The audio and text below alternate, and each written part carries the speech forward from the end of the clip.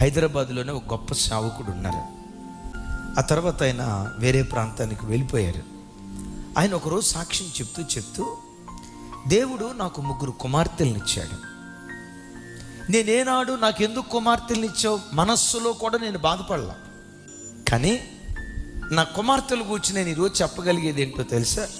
నా కుమార్తెలను ఒక అయ్యే చేతిలో పెట్టే వరకు, చిన్న కుమార్తె వివాహం రోజు చెప్పిన మాట, నా 3 కుమార్తెలను కన్యకలుగా కాపాడి నా అల్లుడి చేతిలో పెట్టే కృపదేవుడు నాకు అనుగ్రహించాడు.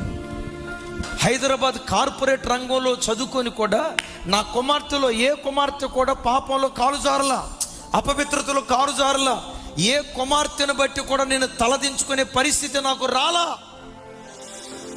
మీ అమ్మాయి పలానా అబ్బాయి బండి ఎక్కిందయ్యా, మేము చూసాం, ఒక్కడా మాట మాట్లాడాలి. మీ అమ్మాయి పలానా గల్లీలో పలానా సందు దగ్గర పలానా అబ్బాయితో మాట్లాడటం మేము చూసాం, ఆ శబ్దం నేను వినలా. మీ అమ్మాయి పలానా అబ్బాయితో చాటింగ్ చేసిందట, ఈ మాట నా చెవులతో వినలా. ఒక అయ్య చేతిలో పెట్టే వరకు నా కుమార్తెలను కన్యకలుగా కాపాడా. ఇలా కన్యకలుగా కాపాడటానికి కారణం ఏంటో తెలుసా? ప్రతిరోజు ప్రొద్దున్నే లేవటంతో నా 3 కుమార్తెల కోసం కనీసం 1 గంట ప్రార్థన చేసేవాడు. ప్రార్థన అయిపోయిందా, కాలకృత్యాలు మా పనుల్లోకి వెళ్ళేవాళ్ళు. వాళ్ళు 8:30కి స్కూల్కు బయలుదేరేవాళ్ళు.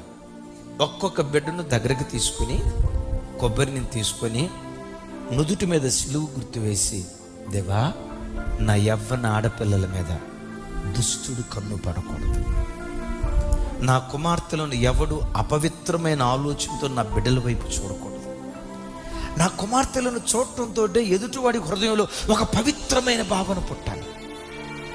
లోకంలో ఆడపిల్లలను చూసినట్లుగా నా అమ్మాయి వైపు చూడకూడదు.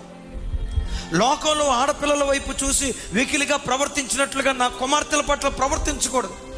ఏ దుష్టుడి కన్ను నా కుమార్తెల మీద పడకుండా నా కుమార్తెల చుట్టూతా మీ రక్తపు కంచె వేయని ప్రతిరోజు కాలేజీకి వెళ్ళేటప్పుడు, స్కూల్కి వెళ్ళేటప్పుడు నా బిడ్డల నుదుటి మీద సిలువు గుర్తేసి ప్రార్థన చేసి పంపించేవాడిని. ఆ ప్రార్థనే నా పిల్లల చుట్టూత కంచెగా మారిపోయింది. మిమ్మల్ని అడుగుతా, నా పిల్లలని రోజుకొచ్చి 10 గంటలు డ్యూటీ చేస్తున్నావు. 10 గంటలు డ్యూటీ చేసే నీ బ్రతుకులో కనీసం 1 గంటైనా నీ పిల్లల కొరకు ప్రార్థన చేయగలుగుతున్నావా? దేవుడు నీకు ఇచ్చిన పిల్లల కోసం కనీసం ఒక్కొక్క బిడ్డ కోసం 1 అర్ధగంట, 1 గంట ప్రార్థించి. ఎందుకో తెలుసా? ఆ ప్రార్థన మీ పిల్లల చుట్టూత కంచెగా మారిపోతుంది.